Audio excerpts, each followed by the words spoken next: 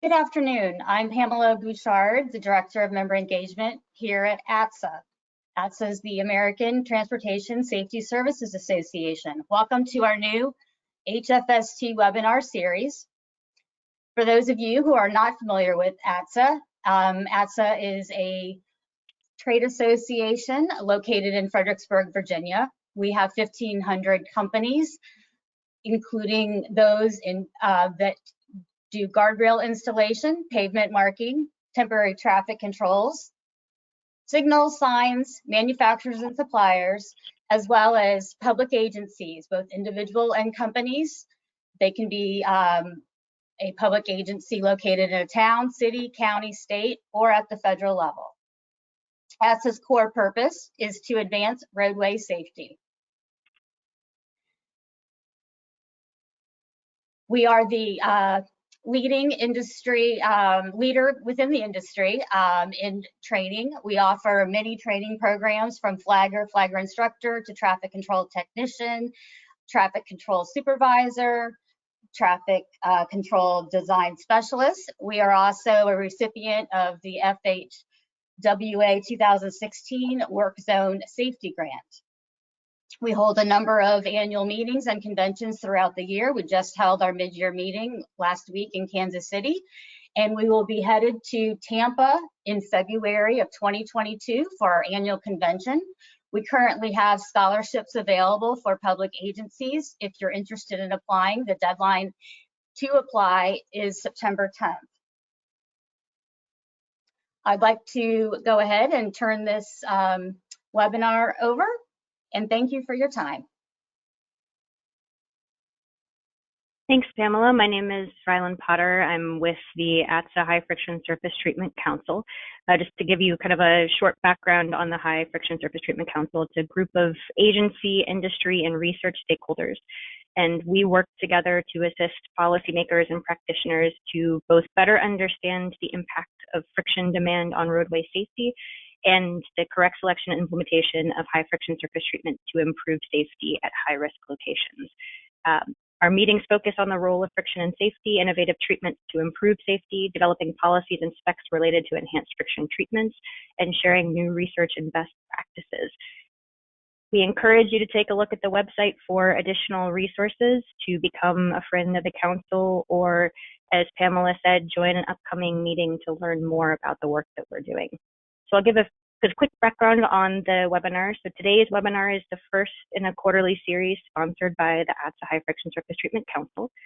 The next two webinars in this series will focus on HFST, the kind of whens, wheres, hows, best practices, and how to best utilize HFST. Our next webinar, HFST Site Selection Processes for Highway Agencies, will be hosted in partnership with the TransTech Group. And I know it's hard to think ahead to 2022 already, but just ahead of the ATSA Expo, which will be February 11th through 15th in Tampa, we'll hold the third webinar in our series, which is Lessons Learned, High Friction Surface Treatment Installation Requirements. Today's webinar, just some logistics and reminders, we'll have a 45-minute moderated discussion today. Attendees will be in listen-only mode, but we'll have an opportunity to ask questions and interact with panelists at the end. If you have questions along the way, please put them into the chat box and we'll answer them at the end. Everyone who has registered will receive a recording of today's webinar and have access to the recording at ATSA's website after the event. And finally, if you have any technical difficulties during the webinar, please log off and log back on or send us a message in the chat. So with that, I will hand it over to Magdy Mikhail, today's moderator. Thank you, Ryland. My name is Magdy Mikhail. I'm the Director of Transportation Industry Solutions with AgileAssets. I recently retired from TxDOT. I was the state pavement engineer responsible for everything related to pavement. And I was also involved in the development of the Transportation Asset Management Plan and also managing the wet weather accident reduction program. So today I want to tell you about AgileAssets. We provide pavement management solutions. Our pavement analysts help agencies to answer questions that drive their decision making. For example, What pavement sections do they have? What attributes do the sections have? What is the construction history? When was the last treatment or overlay applied? What is the surface age of my roadway? And also can answer several key questions about your inventory. You can also get answers to your questions about network performance. For example, what is the condition of the network? Is it trending upwards or is it trending downwards? What is the best mix of treatment that will give us the maximum performance across the network? And also be able to answer what if scenarios comparing in terms of cost, impact of funding levels. And using optimization, you can identify the best mix of project to apply the right treatment at the right time to meet the agency performance goals and get the most value from your budget. For our safety analyst, the safety analyst will help the agency to answer questions like, what crashes are occurring and where? What are the contributing factors to these crashes? Where are the hot spots on my network, the areas of high concentration of crashes? And also be able to do network screening, to be able to do safety analysis to select the right projects to reduce crashes. And what's the projected impact of these countermeasures from the projects? And be able to also compare projects and rank project. So safety analyst, the integration between pavement and safety is very important. The use of the friction data from pavement management in safety analyst can be very valuable and beneficial and help agencies to coordinate pavement and safety project, bridge and safety project to get more value for their money. This integration and bringing in the friction components into safety helps improve safety programming, including pavement conditions, safety and risk factors, increase efficiency, get more coordination between pavement and safety project, maximize available funds, leverage the shared data and resources of friction data with the safety data, and improve network performance overall. We have an excellent panel of speakers today. I will ask the speakers to go ahead and introduce themselves. We have Jenny Lee from TxDOT and Brian Schleppi, who recently retired from Ohio DOT, and Charles Holcher from Florida DOT. So Jenny, do you want to go ahead and start and introduce yourself? Hey, good morning or good afternoon, everyone. This is Jenny Lee. I'm a Section Director for TxDOT Payment Asset Management Section. My office oversees statewide SCADE data collection, payment data collection, payment management system, wide surface crash reduction program, and assist with the 4-year payment management plan and also asset management plan. Brian, do you want to go ahead? Sure, thank you, Magdy. I'm Brian Schleppi. As Magdy mentioned, I'm recently retired from the Ohio Department of Transportation less than a month ago, and I've got over 30 years experience in highway surface characteristics and vehicle interaction properties. And most recently, I led a team where we developed and implemented a highway friction management program. Charles? Good afternoon. My name is Charles Holscher. I have 21 years with the Florida Department of Transportation, specializing in statewide programs, including roadway friction management, pavement management, or pavement condition surveys, mobile retroreflectivity, and non-destructive testing. Thanks, Charles. Looking forward to an interesting discussion with this panel of experts. So I'll go ahead and start with the first question. Why does your organization collect pavement friction data? Charles, do you want to go ahead and answer this question first? Thanks, Magdy. At Florida DOT, one of our primary goals is to transform data to information. So we want to be able to document pavement performance. We want to support safe roads. And in general, we want to have a health check on our pavement systems to ensure our processes are in line and for informed business planning.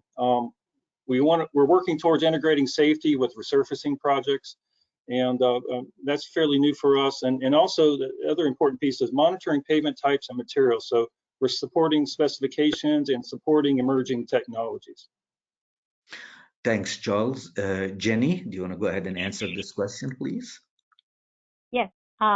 Pavement friction data collection is part of the TxDOT wet surface crash reduction program. This program includes wet surface crash analysis, aggregate selection, and the skid testing. The purpose of the wet surface crash reduction program is to reduce the number of wet surface crashes and to efficiently address the various regional friction demand on pavement surfaces. So we do collect 50% on interstate, 25% on non-interstate, and additional district requests. So overall, we collect about 37% statewide data every year. So in addition, we do collect the project level data on various locations. The goal for those is trying to help engineers to make sure the pavement with good skid resistant characteristics are designed, constructed, and maintained. Thank you, Jenny. Brian? Sure, Maggie. While I was at ODOT, we primarily collected friction data to investigate suspect locations with friction problems, high wet crash locations, or other things that might trigger an investigation. We weren't doing network friction testing because it's very expensive and it can take a lot of, besides money, take a lot of other resources. We're very strategic with our friction testing. However, we were monitoring our network by a variety of other needs. Thank you, Brian. That's very good information. So my next question is, what happens to your pavement friction data once it's collected? Is it integrated into your pavement management system? And how do you evaluate friction demand against available friction? And how are treatments and countermeasures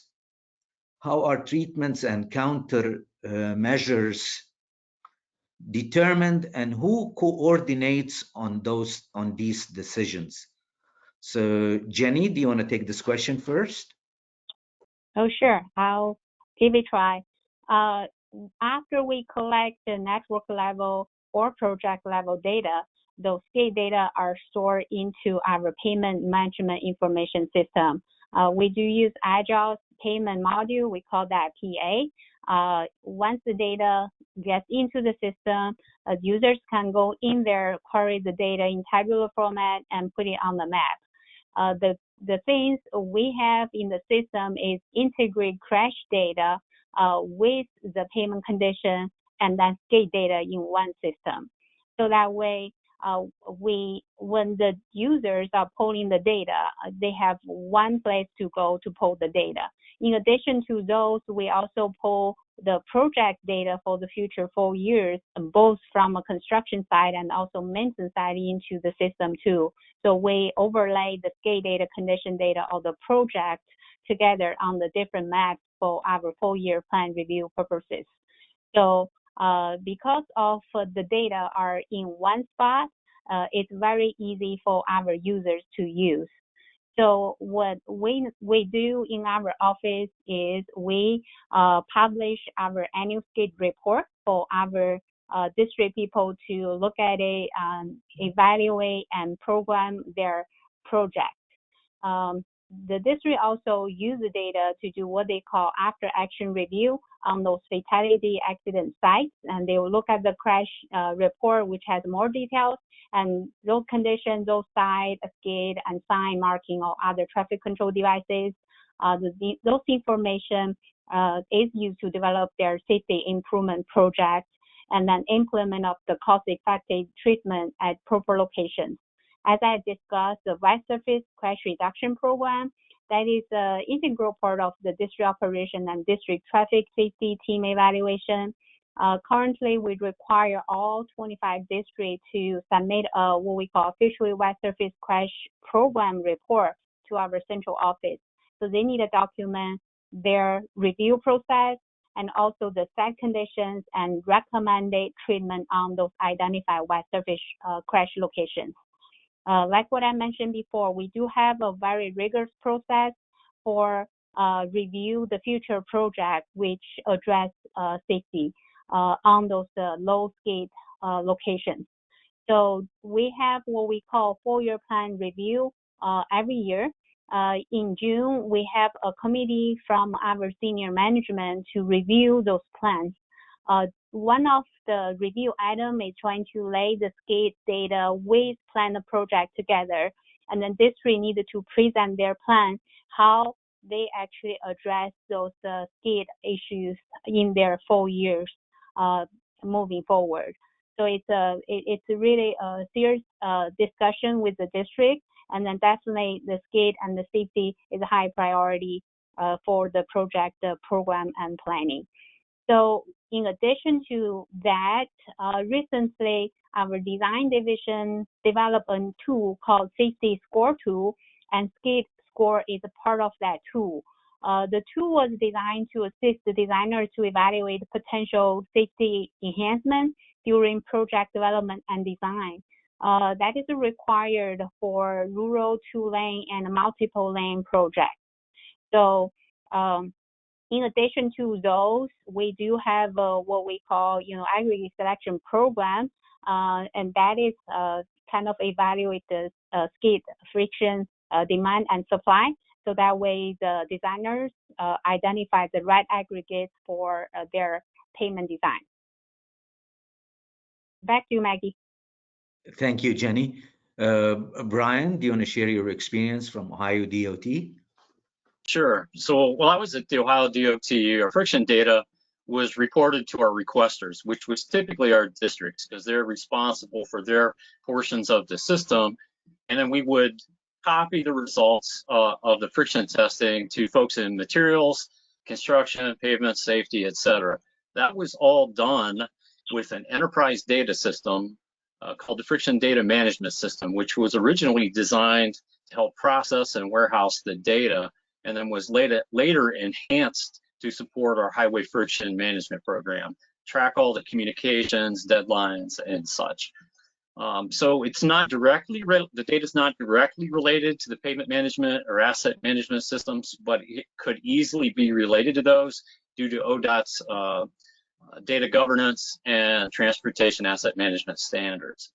So the shop that collects the data, which when I was there was the Highway Infrastructure Management section of technical services within planning, and still is, they're the shop that makes the call on supply versus demand. So that shop says, do you have enough sufficient available wet friction or not? And if not, then they make some suggestions of what some good fixes or choices might be.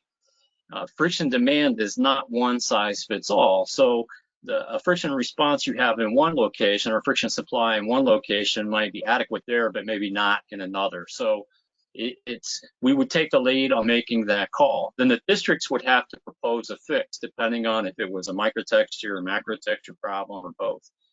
And then that fix has to be approved from central office of pavement engineering. So we did develop a lot of training materials to provide guidance, to dig a little deeper into what the root cause was or the symptoms and how to correct it. So you could kind of think of it as a bit of a decision tree, and those decisions were primarily either to sort of scuff the surface up or to cover it up, whatever was the appropriate fix.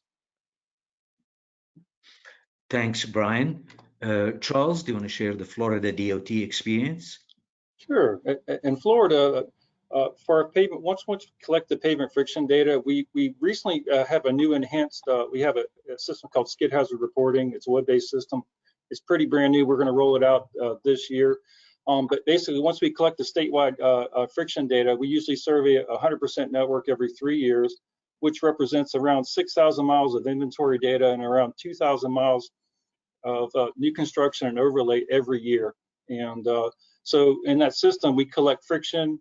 We also have texture-based systems on our roadway friction trucks. So we're collecting macro texture. And when we have new construction and overlay projects that are new, we document the mix designs, and then everything's tagged with GPS coordinates. The other innovative things that we're doing is we're overlaying with our GIS layers all this information, and then we're integrating information such as friction number, macro texture, materials, and we have a crash analysis program, and brings in the crash history, so we can start seeing this spatially on our GIS layers. And what's nice about this system now, it's more automated now. Now the safety folks are being notified. Instead of the safety guys going into the system notifies the safety folks. So it's a little more proactive approach. And so they're automated system for the safety status reviews. So then again, we're integrating friction, texture, crash. They're looking at wet weather incidents, 25, 50% wet weather. But then sometimes it warrants additional reviews. So for additional safety evaluation tools, we can go out in the field and do additional field reviews, including our cross-slope vans. So we do cross-slope, grade, ride, and looking at images from our roadway test equipment, and also something that's not brought up a lot, but I think is important to start having that discussion is retroreflectivity, nighttime visibility. So in Florida, we have a pavement marking management database with mobile retroreflectivity data. So we're starting to integrate those type of tools into this analysis. In terms of is it integrated in our pavement management? Right now, this information is used to assist pavement management decisions, but it's not driving the system. But it is used for information. We are working towards implementing automatic crack distress measurement equipment that actually will support some of these long-term safety issues long-term. So now 10th mile data with cross-slope, grade, texture, rutting, and images on an annual basis. So we survey 100% on our paving condition survey. So that could be a part of that. How do we evaluate the friction demand? Generally, we make sure we understand the speed limits of our sections, the texture, and the mix type or controls. So we understand how our dense grades and our open grades are performing with micro and macro texture and functionality with our design team. So all that's one happy family trying to integrate together for safe roadways. In terms of countermeasures, we do have a coordination as a team approach. So it's always involving our safety, maintenance, design, materials, and construction folks together. And it really depends on the project level. But in Florida, we're big believers in high friction surface treatments. We're having 90% wet weather crash reductions. We're looking at other alternatives like grinding and grooving some of our rigid pavements that have some technical issues, and we're also looking at pavement geometry corrections from some of this information.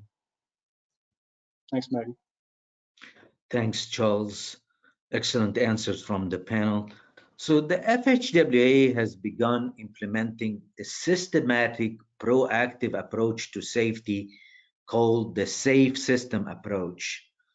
The goal of the Safe System Approach is to reduce fatalities and serious injuries through road infrastructure design and management that accommodates human mistakes and injury tolerance. The core principles of the Safe Systems approach is death and serious injury is unacceptable. Humans make mistakes. Humans are vulnerable. Responsibility is shared, and safety is proactive, and redundancy is crucial. So my question to the panel, what are the factors that would allow your organization to be more proactive in using pavement friction data to design and manage your roadways? So Jenny, do you want to respond to this question? For sure.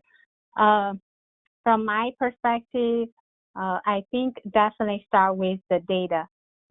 Easy access to the data, turn that into the information is very critical.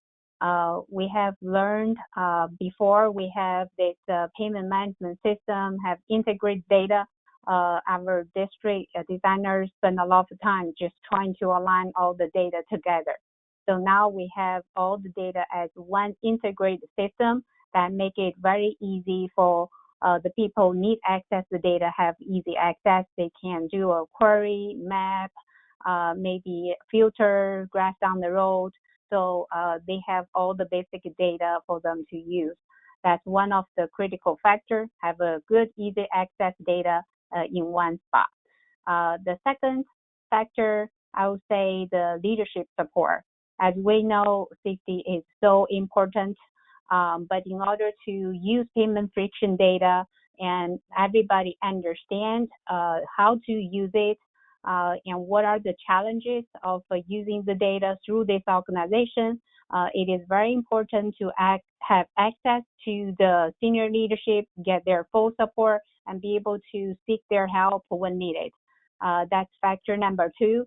The third one is the knowledge, the staff, especially central office and the district people, which can provide the training and do the technical support to the designers and the construction people, and also the maintenance crew people. Those are the internal knowledge base are critical for this safety system approach. Another important thing we would need to look at is more like good testing procedures and then the good aggregate selection program that can help our designers trying to design those sufficient friction characteristics which can meet a different friction demand and cost effectively. Thanks, Jenny. Charles, do you want to answer this question, please? Sure. Some things that we're trying to be proactive in Florida on is monitoring mixed design performance. And so we, as I said earlier, we do monitor all new construction and overlays. So we actually have in the field performance. What about the mixed types in general? So we try to tie in mixed types, open grades, dense grades, concretes with our friction course policies. And then we try to, so the aggregates, in addition, our aggregates are tied to friction performance, so such as granite, limestone. So we try to understand those performance characteristics at the materials level and in service. So we also, in addition, have an aggregate or approval process. So in-service performance. So with regards to aggregate source, mixed design, and post-installation testing programs. So we have a new material coming online. So we have this whole process built in. So for example, we have field test sections built, has to meet a minimum of 6 million vehicle passes and maintain a minimum friction number. So these are the processes in place that support the materials and then ultimately support our mix types and our friction course policies. The other factor I wanted to mention was resurfacing. So in Florida, when we have a lot of miles we have to resurface, but we're definitely looking at integrating safety and design engineers together, combining our efforts, and safety is definitely being brought into the resurfacing conversation. But that's what I had, Magdy. Thanks. Thanks, Charles. Brian? Sure, Maggie. I think it's important if you want to integrate friction in design, you need to think about it up front. And right now, I would say for just about all the transportation agencies, or at least the state agencies across the country, or the vast majority of them, there's a premium that's placed on the structural design and durability, and there's less thought put on the functional characteristics.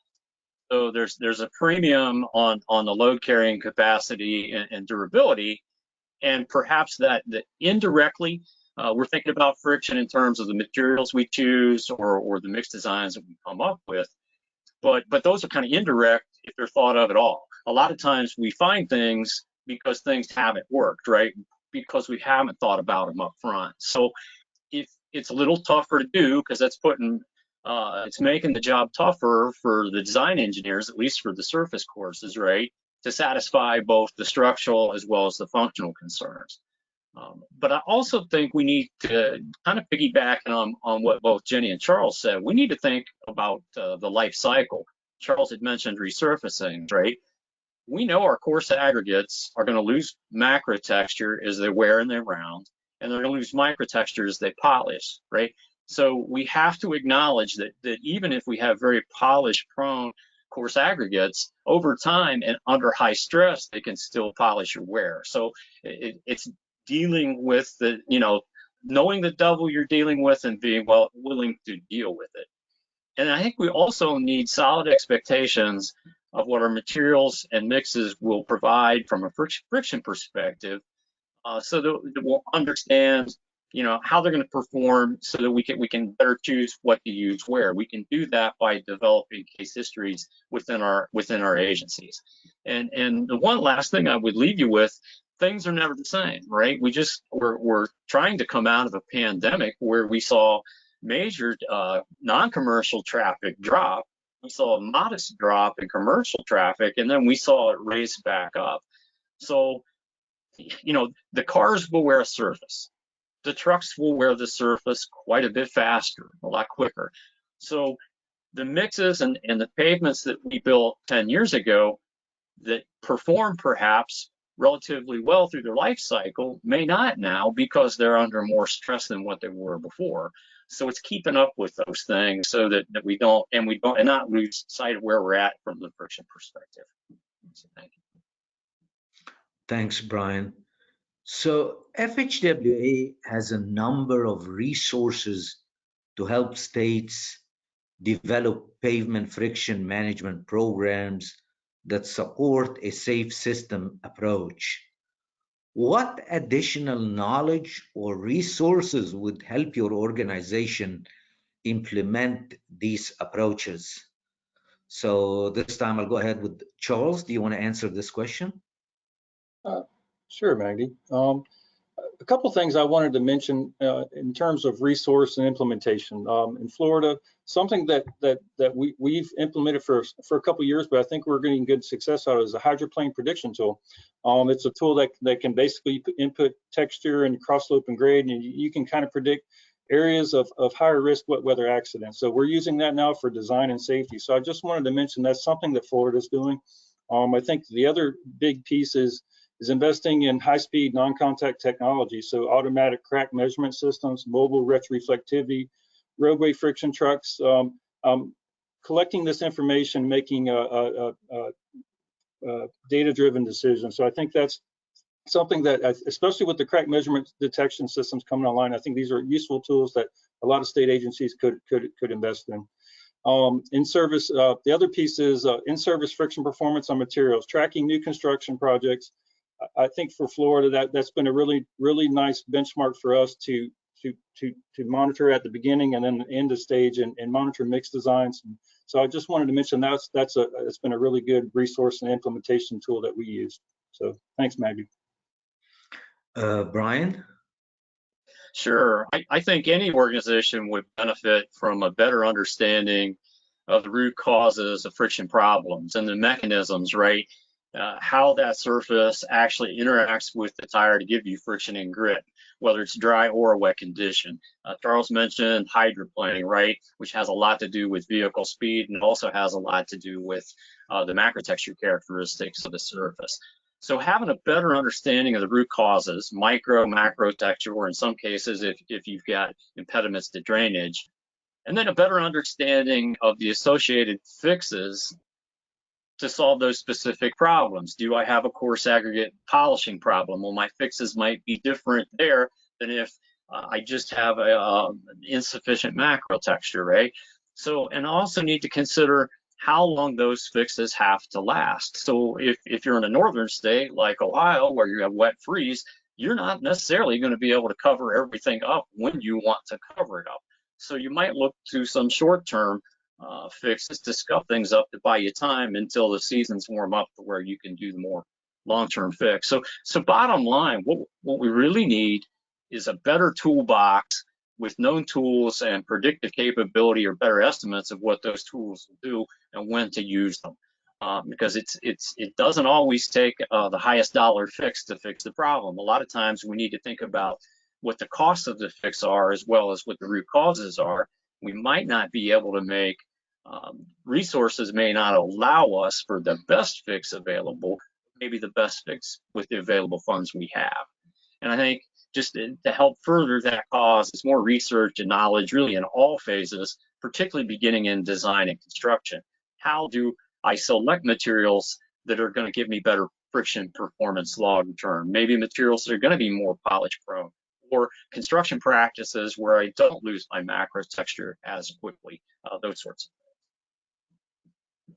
Thanks, Brian. So Jenny? I think Charles and Brian already mentioned those key points.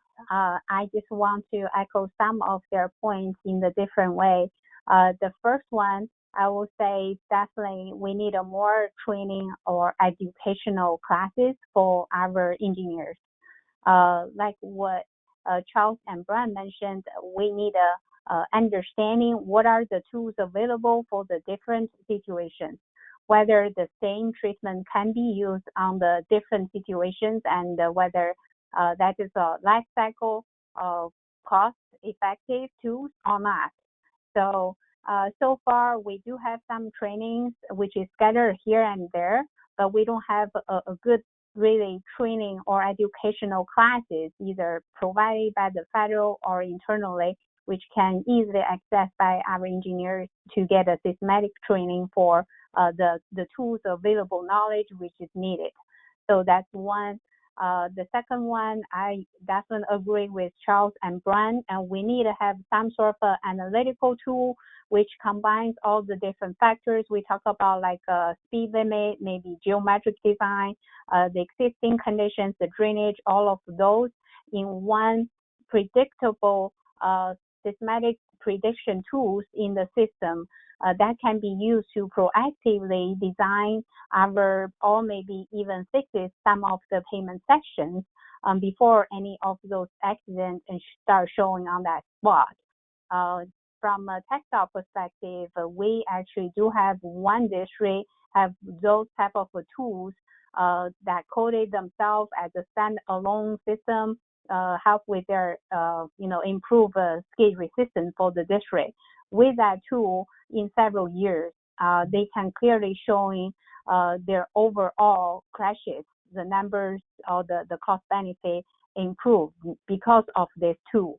So that's why I think we need overall as a community need to have a tool which has a predictability, can be easily adopted by all the state DOTs to use as a proactive identification way to help us with our, treatment selection.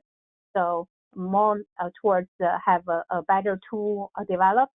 And then I agree with Charles, we also need a new measurement devices or the technology that can combine all the friction measures, pavement measures, texture measures, macro and macro somehow in one spot, easily, cost effectively collect the data for us. So we can get all the data continuously, and we can pinpoint the problem area and be able to identify the cost effective ways to plan our project. Definitely the last one is we don't know the root cause of all the skid related issues, and we need to have research studies help us to identify the root cause of our issues and recommend the best treatment for our problems. Thank you, Jenny. And I want to thank our panel, and we'll open it for questions now.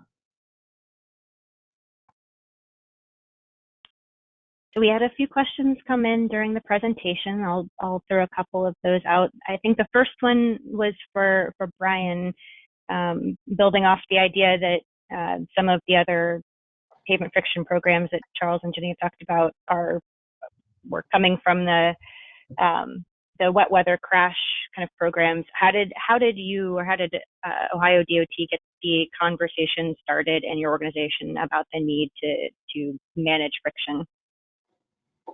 That's a great question. And let me start this way. There's a lot of perspectives to this if you're going to manage friction. It's not just safety people, it's not just pavement people. In fact, I would argue there's a lot of pavement people that are very good at pavement design, but there's not many pavement people that really understand friction, macro texture, and some of the functional characteristic sides of the demands of our highway surfaces. So construction's involved, materials are involved. maintenance is involved, operations, all these different perspectives, safety, finance is involved, right? Because we've got limited funds. But interestingly enough, our friction management program, nobody from the executive level said, hey, we want you to develop a friction management program. This was really at the time my boss and I sitting down and talking and saying, you know, we're at about a point we've got the tools together that we ought to develop a highway friction management program. Federal Highway was encouraging it. So that's what we did. And it takes a lot of discussion and a lot of buy-in. It takes a lot of time to communicate the vision of why it's important, how it'll work, who's going to be responsible for what. And it takes some time to build that understanding and knowledge in order to get it going. But very much grassroots on our side. Thanks, Brian. And that wasn't meant to exclude Charles or Jenny. So if either of you want to jump in on the question of how you either started or kind of maintain that conversation internally. From Florida, I know back in the early days, we were just measuring friction, and we realized that there was pieces missing. You know, it's about micro and macro texture. So, hey, you know, we used to do that with rib and smooth tires. So we kind of implemented some texture laser-based stuff. So it's all about emerging technology and trying to grab what you can use, and then that kind of merged into, hey, sometimes it's not a friction-related issue. We're having wet weather accidents, but the friction's good. So now we're bringing in other tools. So I think it's just an evolution over time, and it's important. That's where the states need to recognize that technology can be costly, but it is well worth an investment. It's a good return on investment. So I just wanted to make sure I said that. Thanks. Yeah, from our perspective, we do have this what we call like a wide surface crash reduction program that started, I guess, 20, 30 years ago. And we have material and also traffic people and the payment people all together in one program and share the data, crash data and skid data all together. And even now, we at least from our TxDOT operations, since we have this 4-year payment review process that was started back in 2008, when I guess Magdy still with TxDOT and help with those 4-year plan review process. Actually, last year we started what they call like a 4-year safety plan review process. So during that process is not just looking at the payment, and then they actually look at everything related to the safety into this 4-year safety review process. So that's really combined everything that needs to be looked in terms of the safety in one place, that facilitate all the coordination among different offices, are, you know, like a construction design, all the you know, the maintenance, everybody needed involved will be in one place, and they'll discuss all the potentials and then form a good plan for the future 4 years. Jenny, I'm going to combine a couple of questions into one here. There were a couple of folks were asking about the granularity and the frequency of friction data collection. So can you, do any of you have any kind of thoughts about either the frequency? Charles, I know you mentioned 100% of the network, you know, over 3 years, or the granularity, or the amount of roadways that you're collecting data on? From Florida's perspective, our granularity, we typically cover about 3 to 5 lockups per mile, and unless the area has a deviation of friction, we will test more. So we do test arterials, interstates, and tolls. One thing with our program, safety is number one, and if anybody's ever been involved with friction testing on roadways, we've incorporated how do we handle keeping up with not being an impedance to the public. So imagine you're on the interstate, test speed's normally 40 miles an hour. We don't do that anymore. We're running 60 miles an hour with these friction trucks. So we keep that in mind for some of this testing, but the granularity's about the same. We do 3 to 5 points per mile. And for us, we see that's enough granularity to make business decisions on.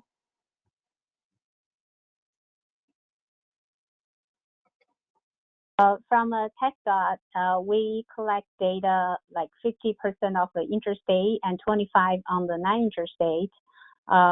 So in terms of the interval for the network level, we collect every half a mile.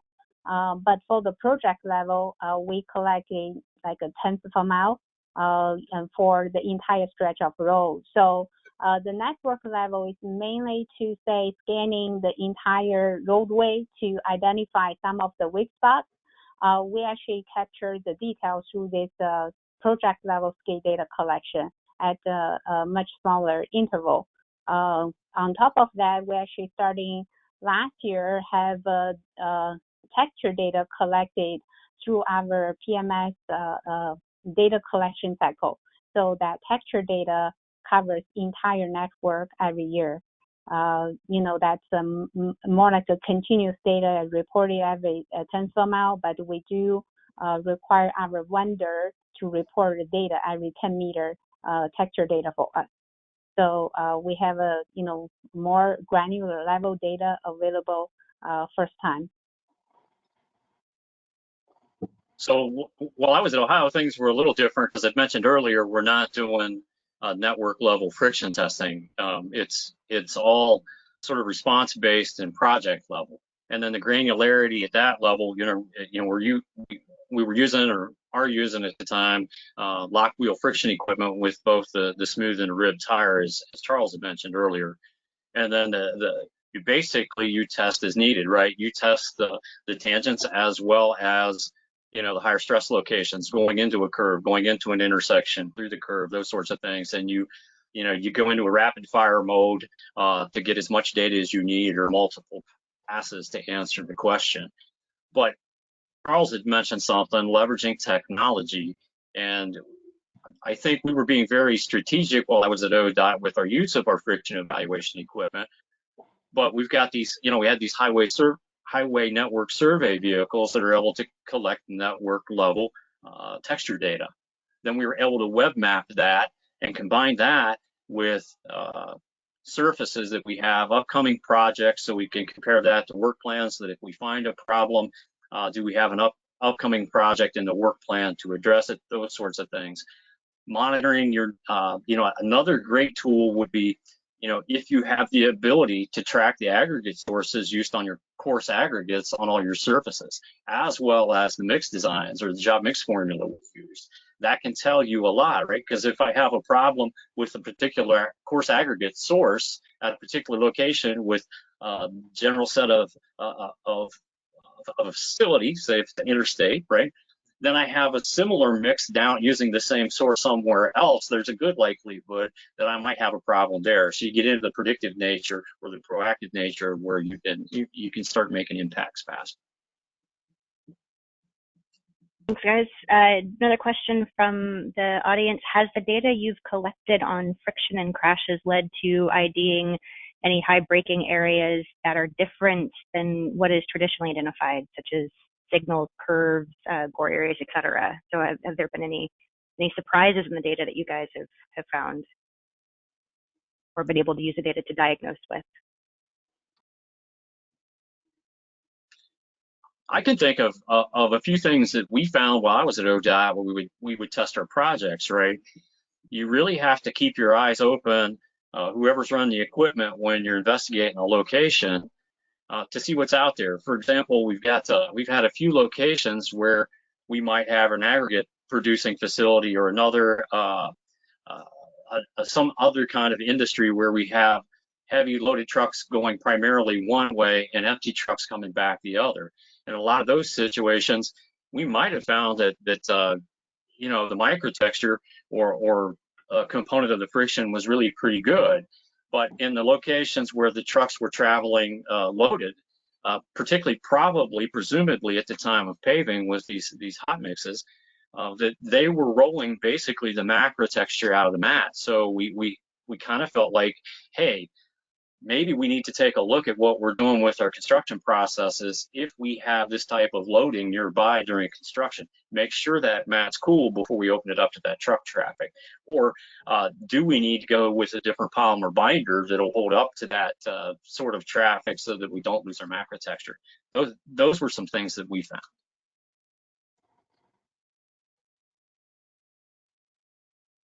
Thanks, Brian.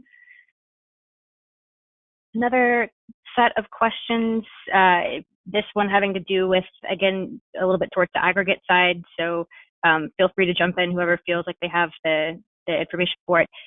How do your organizations use data to decide full replacement of pavement if skid is deteriorating at a faster pace than expected? Or what kind of deterioration models are you guys using for your friction?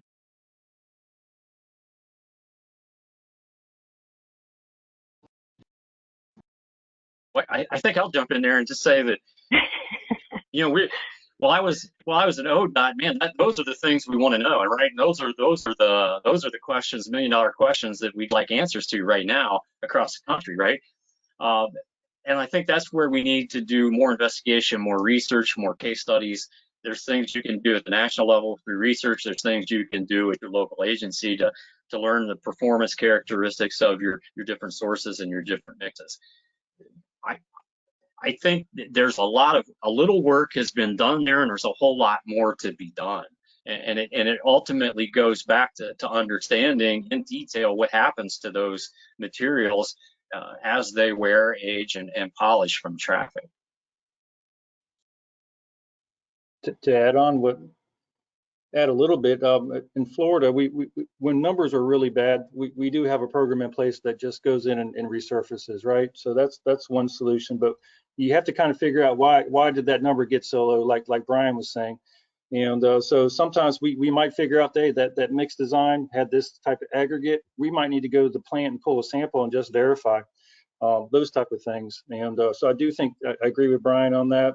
But then we're also looking at, well, how can we, maybe it's really a friction demand issue. We need more friction at this intersection for whatever reason. And so now we work on those treatments. So high friction surface treatment comes up in the conversations now. So it's a very interesting question, and but definitely I think worth looking at those challenges with those type of situations. For us, and we do see some of those low friction spots on our rural roads. Here at TxDOT, we do a lot of seal coats. Some of the seal coat get flush or bleeding, and that causes a little kind of a very low skid.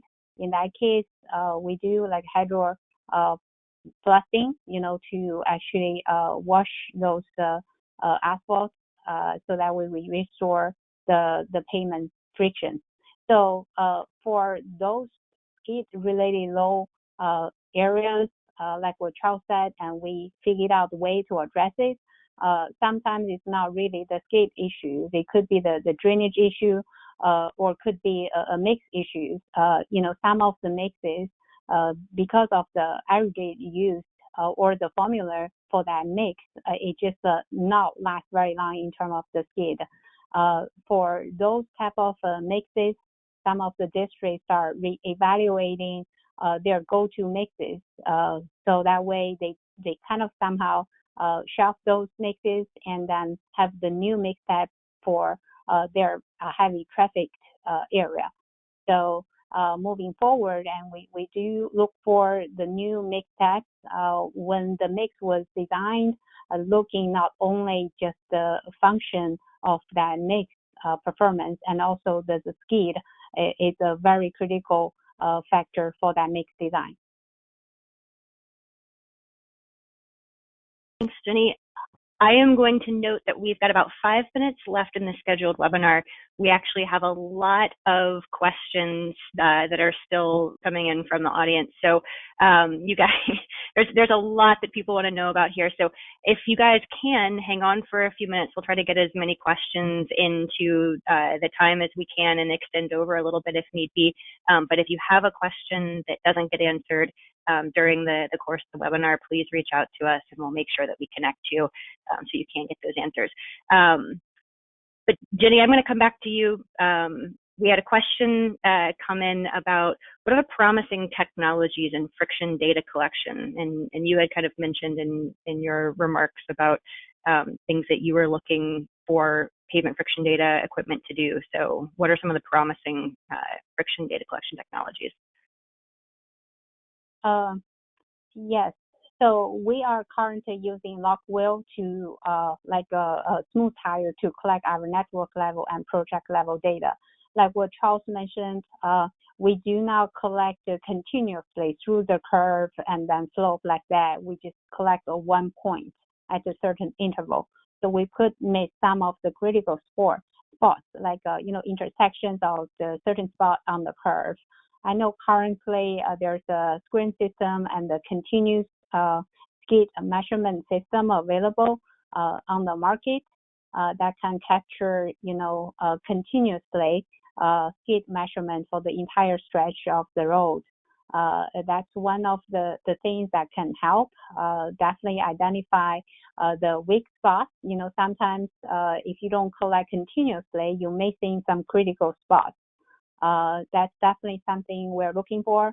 Another important thing is we're looking for the texture measurements because the texture are so important for the aggregate performance and also identify those low friction spots, which are the root cause of the low skid. So we're looking for some of the technologies which can collect good texture data, and also looking for some kind of a research to identify what are the most effective indexes or the statistics that can be used to pinpoint, like identify those texture issues, and that maybe potentially can be used to predict the low skid. Those are something we're looking for, both in terms of the devices and also some of the index can be directly impact the skid. Thanks, Jenny. Anyone else want to weigh in on that one? A couple comments. Probably the other piece of equipment that I agree with what everything that Jenny said, and it made me think about site-specific equipment that. So when we're evaluating materials, it's roadway, right? But what about green bike lanes, striping, and crosswalks? We keep that in perspective when we're talking about friction management. Site-specific equipment is in that equation, and just monitoring those, especially for product approvals, and these are stuff that's coming along on most states, and just to be aware of. Thanks. And I would add that it's getting pretty exciting because we're starting to see lasers and line lasers that are operating faster, that can reach deeper into. Some are reaching into the first decade of the microtexture spectrum. So I think we're going to see the day come, hopefully, right, where we can non-contact scan a surface and predict friction response, right? Much like what evolved in ride quality, right? We had suspension response vehicles, and now we profile the road and simulate response to quantify smoothness and roughness. So that's exciting. I think it's a little way off. I think another big thing that, along with that we need to answer is we can get we can tell a ton about macrotexture, but we're not sure entirely what to do with it. We kind of hang our hat entirely on macro texture depth, but sometimes a little, very minimal depth, if it's half positive and half negative, can perform much better from a friction perspective than if it's all negative. So learning to collect the data and learning how to analyze it and learn more about how we can model how that texture actually integrate or works with the tire and friction mechanisms to give us grip. I think that's exciting, and I think that's the way things are going to go. Awesome. All right, 3 more questions. Speaking of site-specific, someone asked, have you found any cyclist-friendly friction treatments So I guess ones that cyclists find are helpful to them in areas of low friction.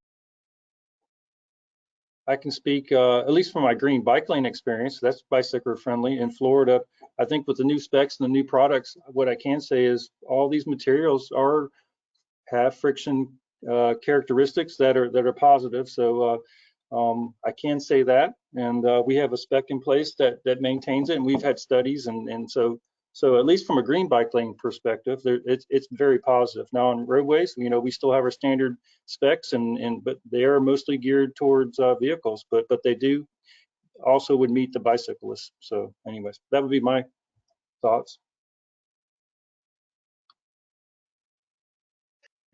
I have to I know you chime guys in, have being a former cyclist. It's spent a lot of miles on a bicycle, and I guess there's two ways to look at it, right? You're happy with the friction you have as long as it doesn't give you a maneuverability issue, right? And you want that friction to be high until you fall off the bike, and then you want the friction to be low so you don't have the road rash, right? And that's a lot of what we hear, the same thing from motorcyclists, right? Same concern. What we did learn on the highway is you got to be very careful with longitudinal patterns, particularly with motorcyclists, and sometimes even like cars, if they're not constructed uniformly and they have a lot of positive nature to the texture, because it can whip the vehicle around and throw it around. So I haven't really thought about it too deeply on the bicycle side, but it's something we need to be cognizant of for sure. All right. So our list stayed, even though I asked one more, our list stayed at 3. So these are a couple more strategic questions. Have you attached any performance targets or targeted outcomes to your friction programs?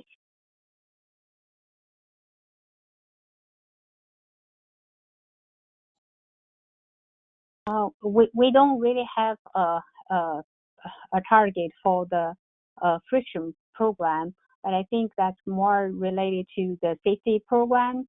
The goal is trying to reduce the fatalities and then improve overall safety. So here we don't have a skid performance target. I think that question really speaks to the complexity of friction and how it relates to safety, and the lack of understanding of where and how it can be applied. Because in the bigger picture, right, our goal is towards 0 deaths. And we want to reduce our rural roadway departure crashes. Those might be 2 examples, but I can't say at my time at ODOT we really tagged a specific goal other than contributing to those broader safety goals. In Florida, it's about trends. So we have new pavements, and they're running. We're getting a bunch of new miles that are probably not where we want them, and so it's about data trends. So if we see that, we're asking questions on the materials level. We're following up. So it's really a data trends and how we look at that information.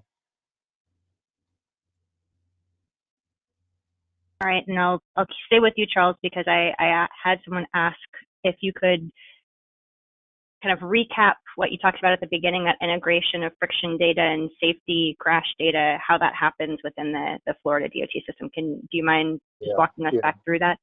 And it's a flow. In Florida, we have a flow process, and basically it's dependent on. So when we do our initial annual surveys, or every 3 years, we get data points on our roadway, and so we look at that information, and in speed dependent, what's the speed limit of this facility? So depending on the speed limit, so higher speed facilities require higher friction in Florida, and lower speeds lower friction.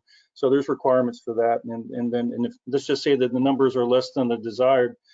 We basically take that information as is that roadway still safe or not? And so that's where the safety folks get involved, and they look at that information. And is there wet weather accidents? Is it 25%? Is it 50% wet weather? Is it day night? They pull all the crash statistics, and if it looks like it's warranted, that hey, we'll do a field review, and we go out there and do a field review. Yeah, there's something wrong with the geometry on this project. It may not be friction related.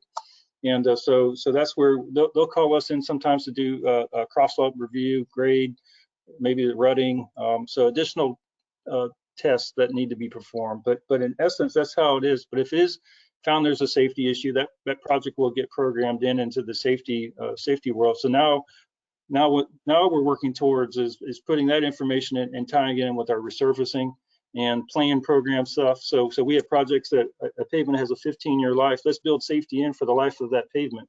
So those are the conversations we're having now, being proactive on the safety and resurfacing side. Awesome. All right, and then we have an individual looking to maybe get some perspective on a strategy for how to do this kind of collection. So what do you think about collecting more frequently with higher granularity on high risk, high friction demand, or high traffic roadway sections, and less frequently with lower granularity on sections with lower risk to balance the resources without making any compromise on collecting data where it is more needed?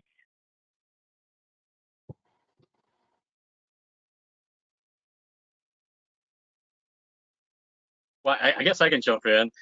I think first you have to start with what tools do you have available now, right?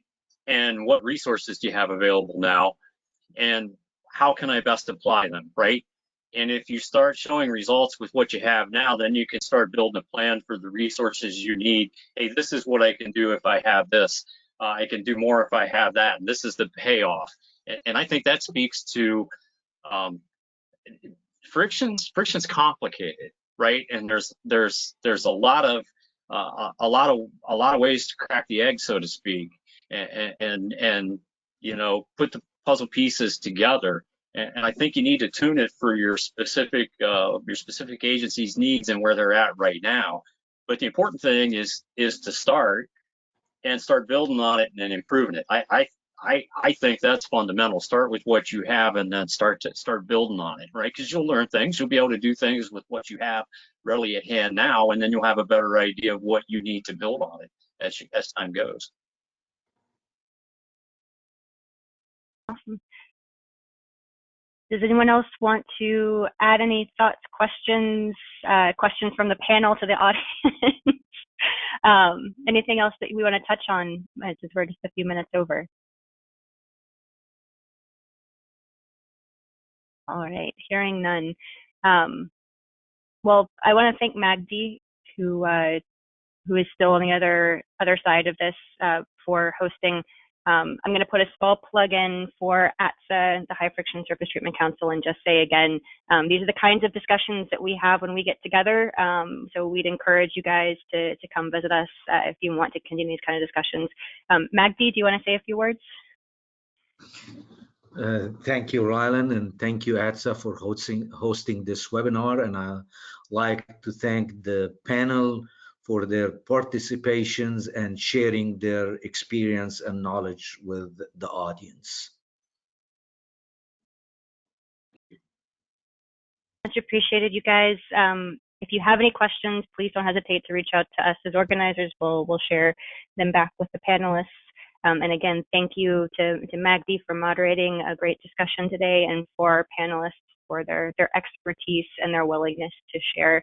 I hope everyone has a great rest of the day, and hopefully we'll catch you for the next webinar. Thanks, everyone. Okay, thank you. Thanks. Thank you. Bye.